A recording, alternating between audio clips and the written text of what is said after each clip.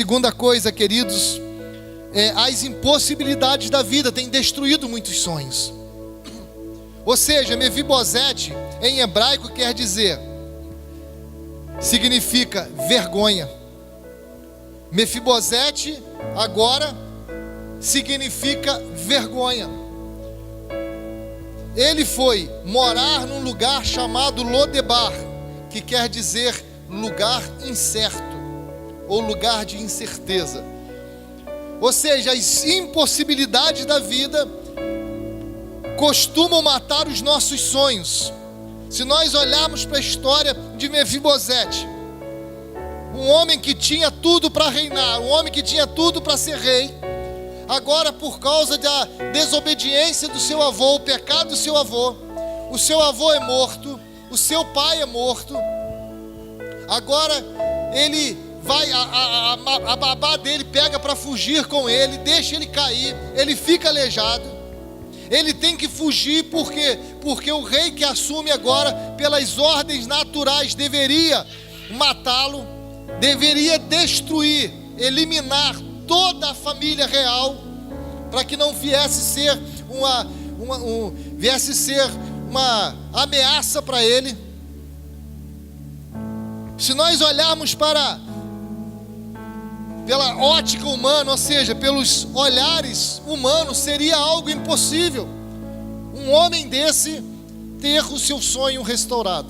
Talvez, querido, nos sonhos de Mefibosete, talvez na hora que Mefibosete parava, ele pensava assim: meu Deus do céu, olha só, se não tivesse acontecido essa tragédia, se meu avô não tivesse pecado, se meu pai não tivesse morto, se eu não tivesse aleijado, talvez os sonhos dele, querido, e havia esse questionamento dentro dele, dizendo: meu Deus, se não tivesse acontecido tantas essas coisas, ou todas essas coisas, talvez hoje eu pudesse ser rei, talvez hoje eu pudesse estar num palácio, talvez hoje eu pudesse estar morando num lugar honrado, num lugar de honra.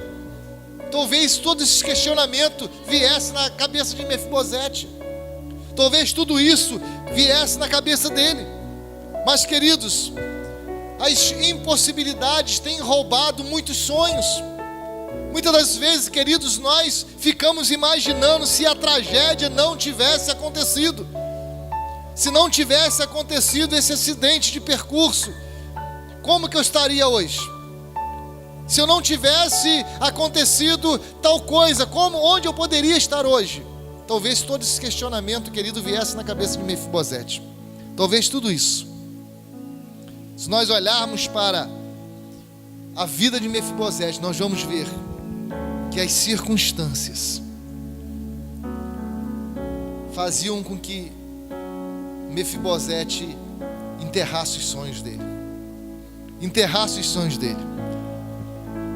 A terceira coisa, queridos, que tem enterrado, matado muitos sonhos, é o deserto da vida. Tem destruído muitos sonhos. Lodebar também, querido, é um lugar deserto. Lodebar também, queridos, é um lugar onde há sequidão. Então, amados, se nós olharmos para nossas crises, para as nossas frustrações, nos levam sempre, querido, a ver e abrir mão dos nossos sonhos. Nos leva sempre, querido, em meio às desilusões, em meio às decepções, estamos sempre abrindo mão dos nossos sonhos. Às vezes, querido, atravessando desertos na vida, atravessando momentos difíceis da nossa vida,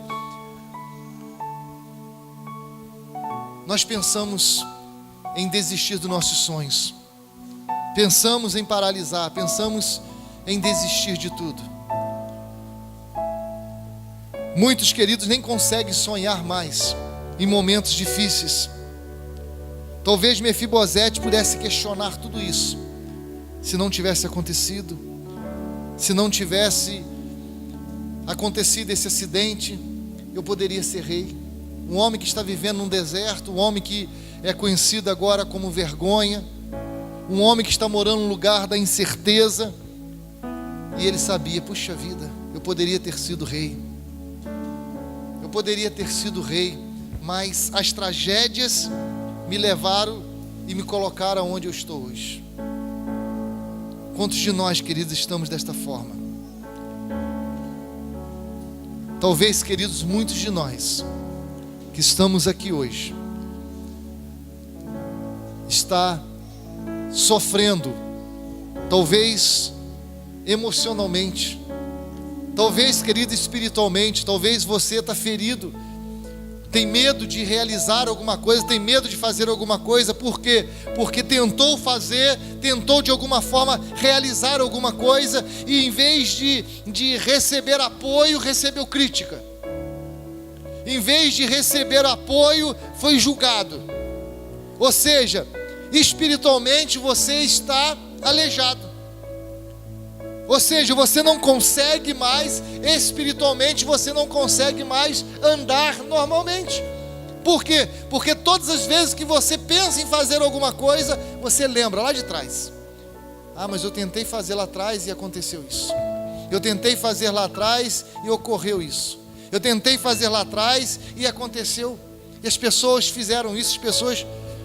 Quantas vezes, queridos, ou quantos de nós podemos estar nessa circunstância? Podemos estar nessa situação, aleijado emocionalmente, aleijado espiritualmente. Mas eu quero dizer, cara, que Deus é aquele que nos tira do deserto. Deus é aquele que quer nos arrancar do deserto. E outro fator, querido, que tem destruído muitos sonhos, são feridas da alma. Feridas da alma têm destruído muitos sonhos. Quantas pessoas, queridos, estão com a sua alma ferida? É até difícil você conversar com ela. Por quê? Porque você vai conversar com ela, é como se você tocasse, né? Eu me lembro, assim que eu cheguei no Carmo, foram poucos dias aqui no Carmo, um dente meu inflamou. Aquele negocinho, eu achei que era coisa boa, fui deixando, aquilo inflamou. E procura um dentista daqui, procura um dentista dali. Conseguimos encontrar um dentista. Na época o Anderson ainda não era dentista. Antes era professor de teclado. Rapaz, a hora que eu sentei no consultório do dentista, uma mulher baixinha, dessa altura assim, ela pegou, rapaz, um aparelhozinho de ferro, fez assim no meu dente, ó. Tum. Rapaz, a vontade que eu dava era de agarrar no pescoço dela ali e sacudir ela de tamanha dor que eu senti. Uma esbarradinha que ela deu. Ela falou assim: ih, tá inflamado. Eu falei assim: eu sei desde o dia que começou a doer. Desde o dia que começou a doer, eu sei que está inflamado. E tem muitas pessoas, queridos, que estão com a sua alma assim. Quando você vai falar alguma coisa, é como se você pegasse uma agulha e espetasse na ferida. Você chama essa pessoa para envolvê-la em alguma área da igreja, ela não quer. Por quê? Porque ela está ferida. Ela está ferida, ou seja, ela tinha um sonho, ela tinha um projeto, e essa ferida foi aberta, alguém a feriu, alguém a machucou, e o que acontece? Hoje ela não quer. Por quê? Porque todas as vezes que ela tenta fazer alguma coisa, ela lembra lá de trás da decepção. Todas as vezes. Um dia eu conversei com uma senhora, e ela disse que não havia conseguido casar. Não havia conseguido casar porque ela tinha 60 e poucos anos e ela não havia casado. E a gente conversando, e ela disse assim: olha, pastor, quando eu tinha 16 anos, eu tive meu primeiro namorado, com 16 anos. E o meu namorado, meu primeiro namorado, aquela pessoa que eu me entreguei para ele, com 16 anos de idade, porque eu acreditava que ele seria o homem da minha vida, meu marido, a pessoa para viver o resto das minhas vidas. Mas sabe o que aconteceu, pastor? Ele me traiu. Ele me traiu, pastor, e depois disso eu nunca mais consegui namorar ninguém. Nós terminamos o namoro, acabou o nosso relacionamento, mas eu nunca mais consegui namorar ninguém. Por quê? Porque quando a pessoa se aproximava de mim, eu lembrava do que ele havia feito comigo. Então isso criou uma ferida, isso criou uma barreira. Então eu não conseguia confiar em ninguém, eu não conseguia acreditar em ninguém. Por quê? Porque criou uma ferida na minha vida. Ela tinha mais de 60 anos e ela disse: até hoje eu nunca consegui me relacionar com ninguém. teve vários pretendentes, mas a hora que se aproximavam, eu tinha medo. A hora que aproximavam de mim, eu tinha medo, eu afastava essas pessoas. E quantas pessoas, queridos, estão com as suas feridas na alma, e isso tem destruído os sonhos. Por quê? Porque ele não consegue superar a ferida, ele não consegue superar uma decepção, e todas as vezes que ele tenta fazer alguma coisa, ele lembra de algo que aconteceu lá atrás. Todas as vezes que ele tenta realizar alguma coisa, ele fica mais preocupado com a decepção que ele teve. E eu falo isso, querido, na questão espiritual, falo na questão também sentimental e também na questão material. Ele não consegue realizar seus sonhos. Ele tem sonho, ele tem algo, ele conhece, ele sabe que o negócio é bom, que o negócio dá certo, que ele pode fazer, que ele é capaz de fazer, mas ele não consegue realizar. Por quê? Porque todas as vezes ele lembra do que aconteceu lá atrás. E coisa terrível, queridos, é quando você convive também com uma pessoa que é assim.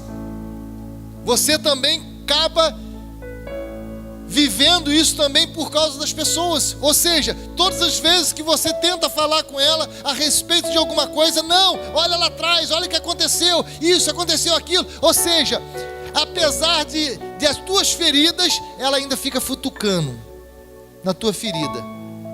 Você não consegue vencer. Por quê? Porque é ferida na alma. Uma ferida na alma. Versículo 8, querido, do texto que nós lemos, olha como que estava a autoestima de Mefibosete. Mefibosete prostrou-se e disse: quem é teu servo para que te preocupes com um cão morto como eu? A autoestima de Mefibosete, querido, estava lá embaixo. Mefibosete, na tradição judaica, querido, a pessoa ser chamada de cão era o resto das humilhações. Era o resto das humilhações. Imagina, querido, Mefibosete como se olhava. Ele não apenas se via como um cão morto, ou seja, ele não se via apenas como um cão, como uma humilhação. Ele falava cão morto. Uma vez nós estávamos conversando com um rapaz e ele dizia assim: olha, pastor, eu me sinto aquela mosca que está posada no cocô do cavalo do inimigo. Tu imagina a autoestima da pessoa. Mefibosete estava mais ou menos assim, se sentindo como um cão morto. Essa era a autoestima dele. Isso demonstra, querido, como que a ferida da alma de Mefibosete, ou seja, como que ele estava cheio de traumas, que estava impedindo ele de sonhar. Talvez você entrou aqui esta noite, querido, talvez você tenha ferida na alma. Talvez você não consegue realizar. Por quê? Porque todas as vezes que você tenta fazer alguma coisa, o inimigo faz questão de te lembrar de algo que aconteceu lá atrás, que impede você de crescer, impede você de ir à frente, impede você de realizar. Mefibosete se sentia como cão morto, ou seja, o resto das humilhações. Ele se sentia o resto. Querido, quando nos sobrevém algum tipo de tragédia, alguma coisa, também nós ficamos assim. Nós nos sentimos incapazes, ficamos como que machucados, feridos. Ou seja, a gente tenta se armar, a gente tenta se fechar para que as pessoas não nos firam mais, para que as pessoas não nos humilhem mais, para que as pessoas não nos decepcionem mais. Ficamos fechados ou tentamos nos fechar numa redoma de vidro, ou seja, com medo de nos decepcionar de novo, com medo de sofrermos de novo.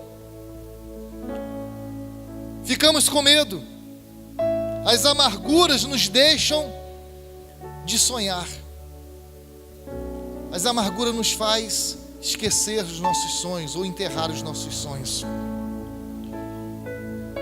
Mas Deus, querido, Ele nos trouxe aqui esta noite porque Ele quer nos curar.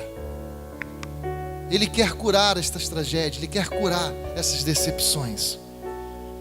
E eu quero falar agora, para nós concluirmos, como Deus restaura os nossos sonhos. Como que Deus pode restaurar os nossos sonhos? Primeiro, Deus restaura os nossos sonhos nos tirando de onde nós estamos. Olhe para a pessoa que está do seu lado e diga assim: olha, Deus restaura os teus sonhos, te tirando da onde você está. Você pode estar, querido, na terra da incerteza, você pode estar, querido, esquecidos por todos, você pode estar passando por tudo isso, mas Deus vai te buscar, Deus vai restaurar, Deus vai trazer os teus sonhos, Deus vai devolver os teus sonhos, Deus vai trazer tudo isso, como Davi fez com Mefibosete. Deus vai levantar pessoas para te buscar.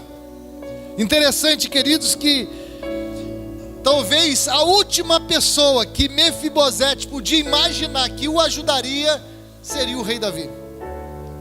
Porque pelo histórico, pela tradição, Davi deveria procurá-lo para matar.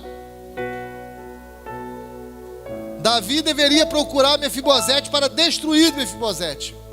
Mas quero dizer o seguinte, queridos: Deus, Ele vai levantar pessoas, Deus vai usar pessoas para te abençoar, para te tirar da onde você está, para arrancar você dessa situação.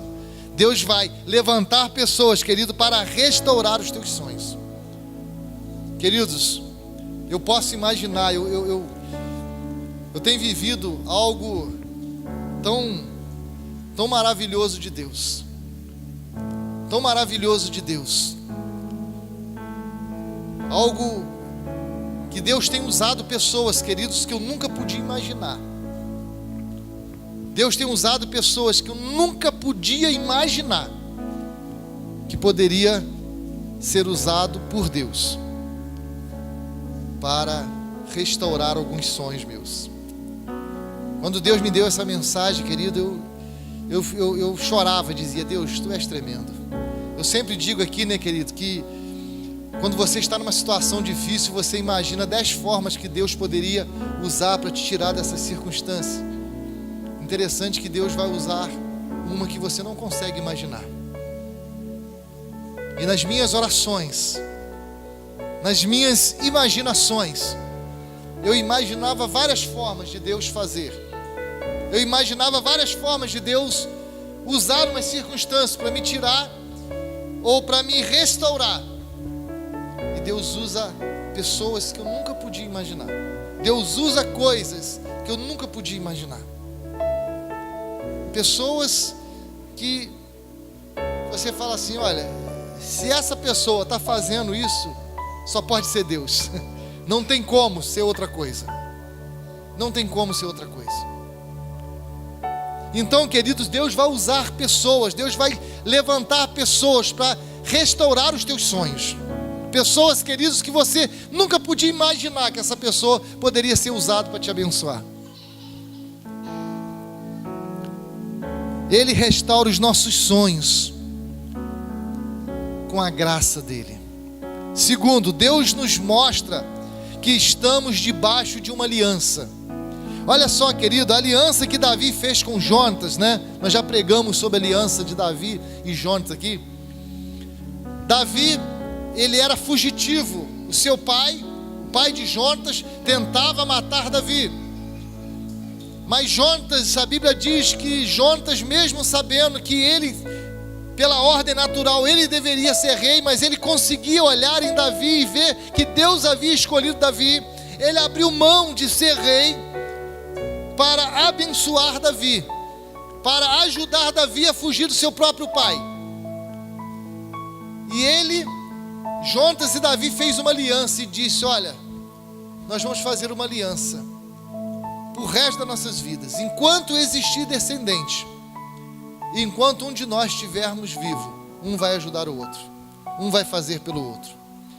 A aliança, querido, que Davi fez com Jonatas lá atrás, esta aliança trouxe benefício para a vida de Mefibosete, que era filho de Jonatas.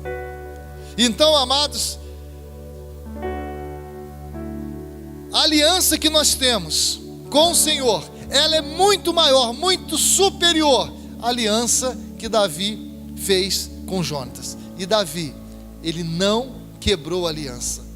Davi não abriu mão da aliança. Então, amados, a aliança que nós temos com o Senhor, ela é muito maior. A nossa aliança, ela é superior. Ela é muito maior. E a aliança que nós temos com o Senhor, ela vai restaurar os nossos sonhos. Terceiro, Deus restaura os nossos sonhos, nos dando de volta tudo aquilo que perdemos. Interessante, queridos, que nós vemos no versículo 7,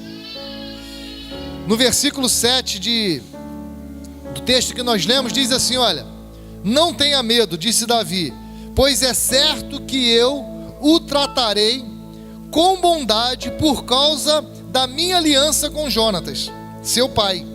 Vou devolver-te todas as terras que pertenciam a seu avô Saul, e você comerá sempre à minha mesa. Ou seja, Davi agora usa de misericórdia com a aliança que ele fez e devolve a Mefibosete tudo aquilo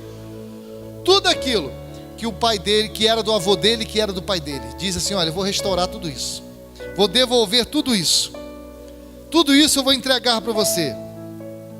E eu quero dizer, queridos, que Deus, Ele reserva estes lugares também para nós. Deus quer devolver os nossos sonhos e ainda quer devolver tudo aquilo que nós perdemos. Por exemplo, eu não sei quantos anos Mefibosete ficou escondido em Lodebar. A Bíblia fala que ele tinha 5 anos quando aconteceu que ele fugiu, mas a Bíblia não diz quanto tempo ele ficou lá. Mas o tempo que ele ficou não deve ter sido pouco tempo. Vamos botar aí no mínimo 20 anos que ele ficou escondido em Lodebar. Quando ele volta, ele recebe de volta tudo aquilo que pertencia ao avô dele e recebe de volta tudo aquilo que pertencia ao pai dele. Isso quer dizer, querido, que esse período a qual ele ficou sem viver e desfrutar daquilo que era do avô dele, do pai dele, não perdeu nada. Quantas vezes, querido, você deixa uma casa, parada há muitos anos, deixa uma casa sem ninguém morar na casa, sem você pintar essa casa, 3, 4 anos, para você ver o que acontece com essa casa. Ela vai se deteriorando, ela vai acabando, ela vai apodrecendo tudo. Então, se você deixar uma casa ou um sítio, uma fazenda, 20 anos, sem que ninguém mexa nessa fazenda, o que vai acontecer? Isso vai virar uma selva. Se tem alguma benfeitoria, vai acabar tudo. Mas o que Deus fez na vida de Mefibosete? Deus restaurou Mefibosete tudo aquilo que era do pai dele. Ou seja, o tempo que ele ficou fora, o tempo que ele ficou escondido, o tempo que ele ficou sem viver as promessas de Deus, nada dele se deteriorou, nada dele acabou. Devolveu a ele tudo aquilo que era do avô dele, tudo aquilo que era do pai dele. O patrimônio que ele tinha há 20 anos, ele não perdeu. Mesmo vivendo em crise, mesmo vivendo em momentos de dificuldade, ele não perdeu nada. E a segunda coisa que nós vemos que, apesar de restituir tudo a ele, a Bíblia diz que Davi também chama ele, que a partir de agora, ele vai sentar-se à mesa com Davi e os filhos de Davi. Aqui a Bíblia fala de comunhão. Deus está dizendo: olha, eu vou restaurar os teus sonhos, mas eu quero restaurar também a tua comunhão comigo. Restaurar também a comunhão que você tinha comigo.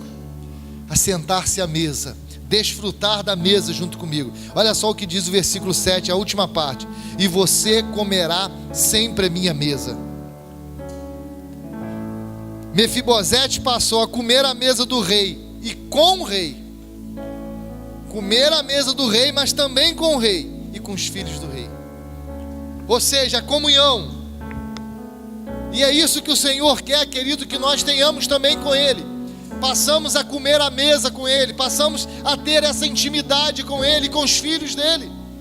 Tudo aquilo que foi roubado, todos os sonhos que foram mortos, tudo aquilo que foi perdido, o Senhor quer restaurar tudo isso. o Senhor quer trazer de volta.